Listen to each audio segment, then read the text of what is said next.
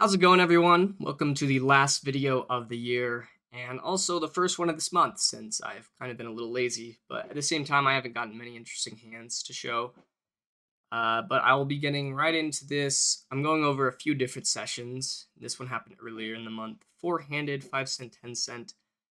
By the way, this is going to be in one take since I'm kind of in a rush here, but anyways, I have king queen off on the small blind, button opens, cut off limps. So I think you can either three bet or fold.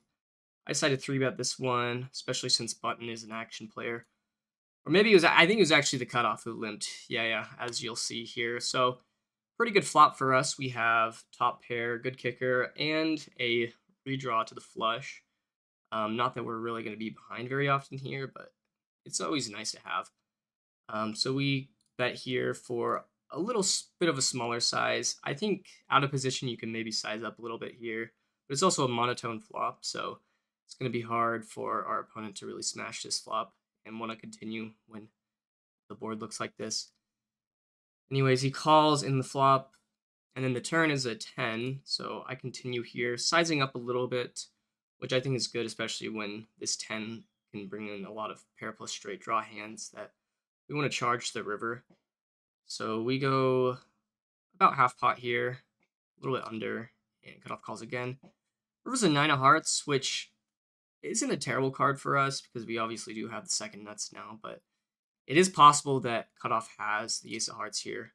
So I end up checking. I think I like leading for maybe like half pot, maybe a bit bigger, because it's kind of a block bet in the sense that our opponent's never going to raise here as a bluff. At least they shouldn't, because they're going to be worried that we have the ace of hearts.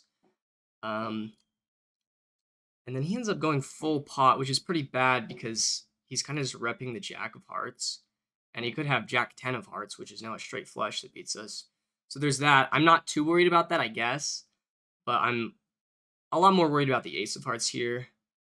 But at the same time, we've kind of just put ourselves in a spot where we have to call here in case he's ever bluffing. But yeah, I think a block bet would be better because if he jams, we can even actually just fold here. He goes 15. He goes just under 15, and he has even more money behind. So I think a jam I possibly could have gotten away from. I don't know if I would have in the moment, but anyways, I call, and yeah, sure enough, he's got ace jack with the ace of hearts. This next hand is, I believe, yeah, a few nights later, and I'm playing 25, 50 cent, open under the gun with sixes. It's kind of near the bottom of our range, but it's still a very good hand when you're playing with recreational players. We have a button flat and small blind flat. And we end up flopping bottom set, but it's a very wet and dynamic board here, so no reason not to bet, though, because we still can get called by a lot of worse hands, especially draws and pairs and whatnot. So I go 3/5 pot. I like it, especially out of position. We're kind of just trying to build a pot. And we get two callers, and the turn is a brick, so no reason to slow down here. I do size a little bit down, so I'm going half pot rather than like 2/3 pot now. And we get two calls again. And then we end up boating on the river. So we do technically lose to 8-7 now, but I'm not too worried about it. I think that that would have probably raised, but maybe not when, a straight's possible. We're also just beating flushes and straights. So I think our hand actually does improve more than it doesn't here. And I just decide to jam for just about 20. And the button calls with ace-7 offsuit. So yeah, very sticky player. Very nice to get a hand like this against them. Next hand, I've got king, queen of spades, and we have a call from the button, and then the big blind actually comes in min raises. And this is a pretty fishy play, but it's usually going to be a very strong hand or like a kind of their bottom of their range. So I decide just to proceed with caution here by calling. I'm getting an amazing price, and button's probably going to be in there too, which is not ideal when they're in position, but I don't mind it with essentially a capped range when we're in position to the pre-flop aggressor. And we end up flopping the flush here, and big blind leads out for $5. Now at this point, a hand like aces with the ace of spades makes a lot of sense. Possibly just like ace jack or ace 10 of spades, which would be unfortunate, but I'm never going to fold on this flop here. So I decided just to raise it right now. I think 17 is a fine size. But I think that, a hand like aces with the ace of spades is just never going to fold if I went an even bigger size here, like even 25. And I really don't care about getting a flat from the button. I'm really just targeting the big blind who has the uncapped range, at least pre-flop. And he ends up calling, and it's a pretty bad turn in that now the ace of spades is ahead of us. And I just decide to check back, because if he doesn't have a flush, then it's going to be hard to get called on this turn. And we can maybe go for like a small size on the river if he checks to us. The river's basically a brick here, and he leads for just under half pot, and very similar to the first hand we went over. It's actually even against the same player. But he didn't go almost full pot this time, so I decided, well, maybe he doesn't have it this time. And I call. It's kind of bad that we have the queen of spades, honestly, because he's not just value owning himself with, the queen high flush. But I think it's probably a fine call. He does actually have aces with the ace of spades. And I didn't just say that hand because I knew what he had after the fact. I actually was thinking about this exact hand in the moment. And I guess like ace king offsuit with the ace of spades makes sense too. I don't know if that hand would necessarily want to lead on the flop. So anyways, we end up losing that one. This one, I actually was playing a 1-2 game, and we're playing PLO, but the thing is, they don't actually know how to calculate pot this game. It's kind of funny. I don't think it's really relevant to this hand, but, maybe in future hands it will be. Anyways, I end up just calling. I have a pretty good hand, but I'm in early position, so it's kind of tough. Because I'm pretty sure if I 3-bet here, I'm still going to get all these callers. These flops would often go at this game like 6 ways or more, right? I think we're playing like 7 or 8 handed at this point, because you can count. But anyways, obviously not going to fold with only $15 more to call. And we just flop the absolute nuts here with the top set and the straight redraw. And then first to act actually ends up betting almost full pot here. And I should just definitely call here because I have the board so locked up. But at the same time, I only have $60 left behind if I call. That said, I think calling's still just better. But I end up just jamming. Yeah, definitely should have called. But luckily, we actually still do get a call from the hijack. And obviously, small blind's not going to fold here. And turns a jack. They just agree to check it down, even though they have a bit more money behind on the flop. But we end up making a straight here. This player said he just had a lower set. And this guy, he had the wrap, so jack 8-9. A little bit unfortunate that we didn't just end up hitting a boat or just not hitting the straight, but I'm happy to chop it up.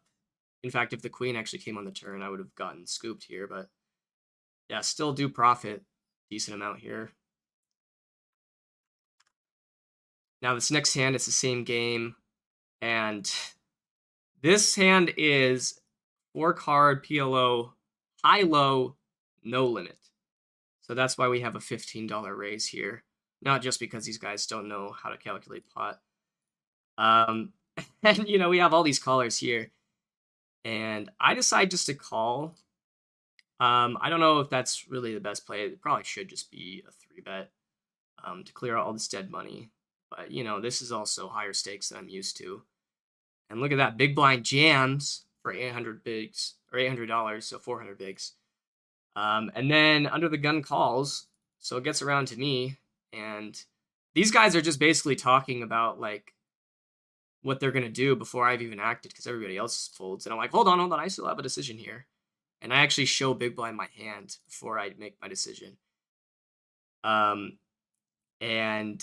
he kind of is giving away these I mean, it's pretty obvious that he has aces here, especially considering this was a tighter player. So even though I can make a low, I have a suited ace, and I've got pocket kings, I think this is actually kind of an easy fold. So I end up folding.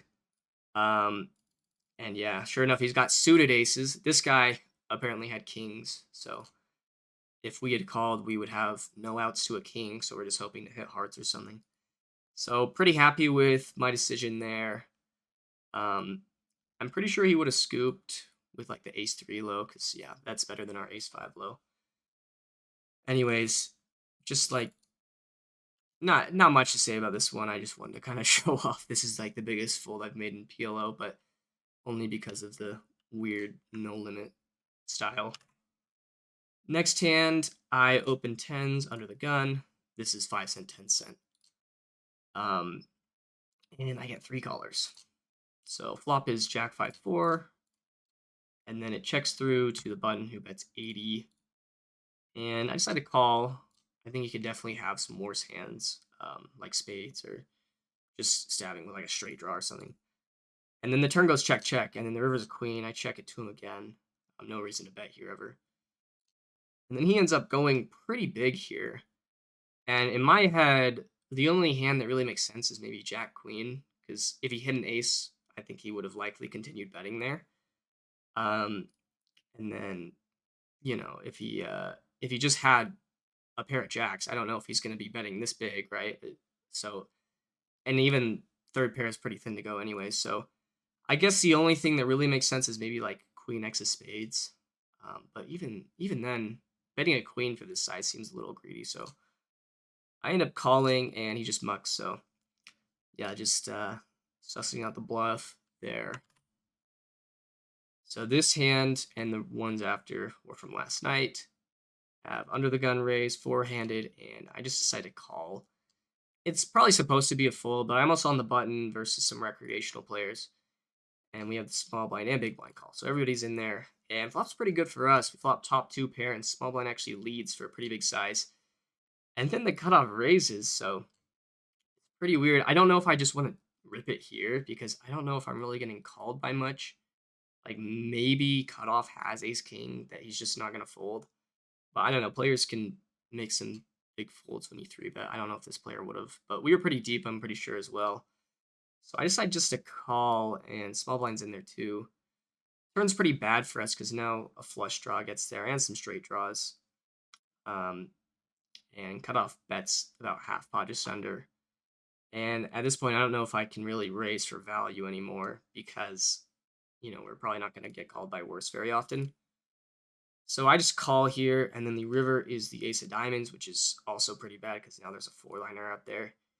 And at this point, I think that we just want to take our showdown value. I don't think we're going to get much value if we bet there. And cutoff actually rivered us with king queen, so river's a straight. Unfortunate.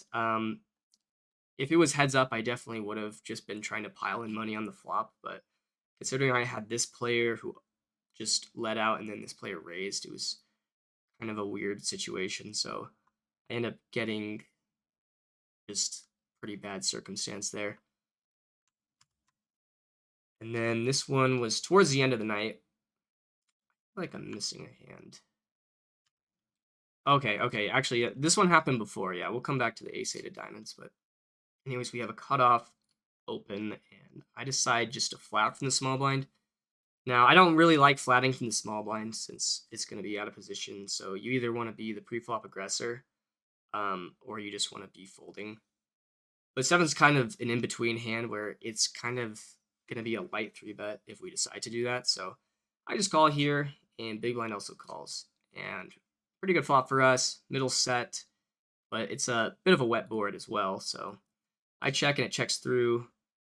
And I decide just to go pretty big here on the turn. I'm out of position, and, it's possible that one of these players connected with the king. So I go 80 cents, and then cutoff actually raises. And for a second, I think he might possibly have kings, but I think kings would have likely bet the flop. So I kind of rule that out. So now I'm thinking that it's going to be either maybe 2-pair, like king 8, or it's like king X of spades. So the pair plus flush draw. And the thing about that hand, a pair plus flush draw, especially top pair, players, it's a very strong hand, but it can still be overvalued. So I think that if I raise here, I'm definitely going to be called by that kind of hand. That's only going to have like what is it, 7 outs against me. I guess it would be 8 outs. So anyways, I just decided to 3-bet now. The fact that the spades isn't on the board makes it possible that he has king X of spades. I'll note here. And once I put in the 3-bet, he actually starts tanking for a while. And I guess it's just not making sense to him.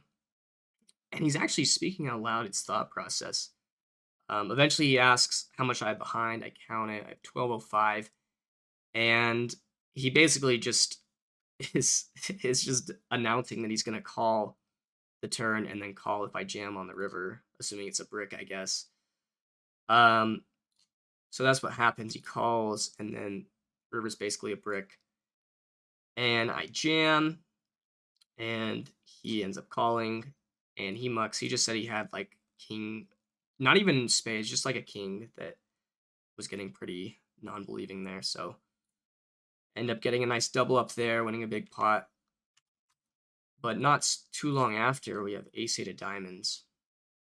And this isn't a straddle. This is a raise to 20 cents. This player doesn't normally do that, so it's kind of weird.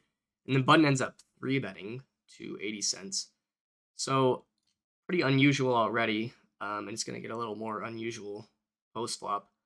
I decided to call here, thinking that cutoff is probably not going to 4-bet when he's opening to 20 cents. And that's what happens. So flop is 2-4-8 rainbow. So we flop top. Pretty good for us. And I decided just to lead out here, which I don't know if that's the best play because it's a little bit face up what I have. But also these are very sticky players. And then button ends up actually raising us here. And I'd seen him raise me with like top pair bad kicker earlier in the night. So I thought I could definitely be ahead here, but there's no reason just to re-raise right now in case he has like an overpair or something like that. So I call, and so does the cutoff.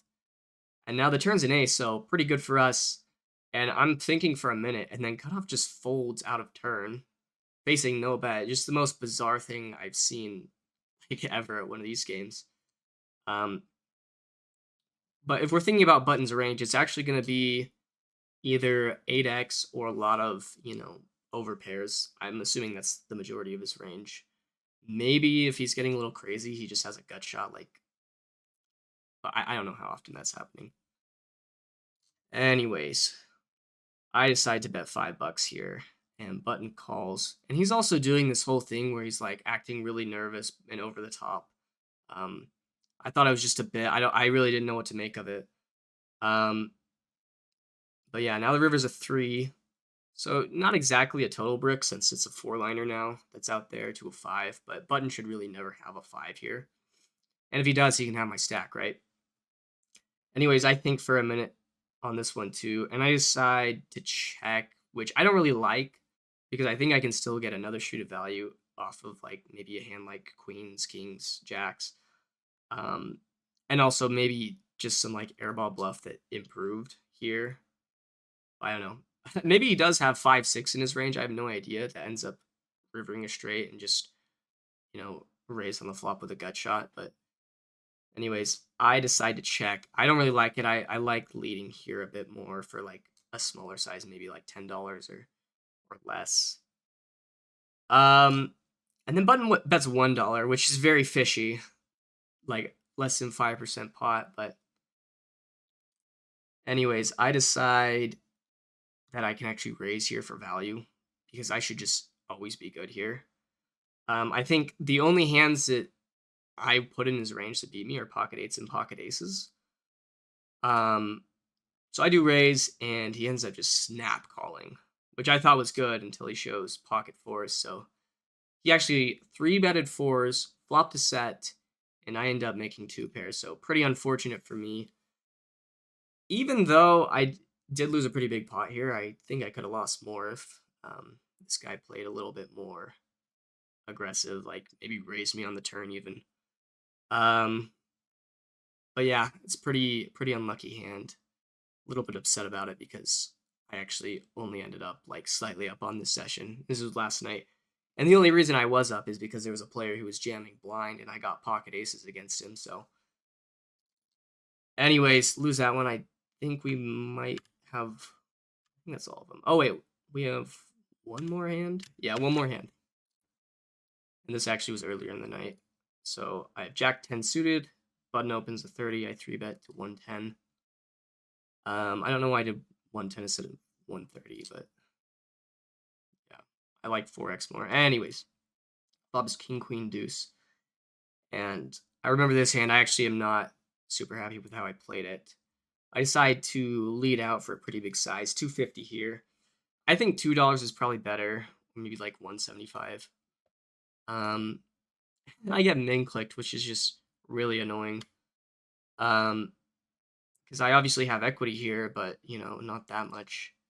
I end up turning a pair, which is also bad because now I have more outs, but I'm also just likely behind here. I think button's gonna often have either a high equity draw, like maybe like a flush draw, or even like ace jack of clubs just made a straight here now. But he also could have like two pair, possibly, I guess. But yeah, actually no, two pair makes sense, and so does his flush draws. So I decided to call.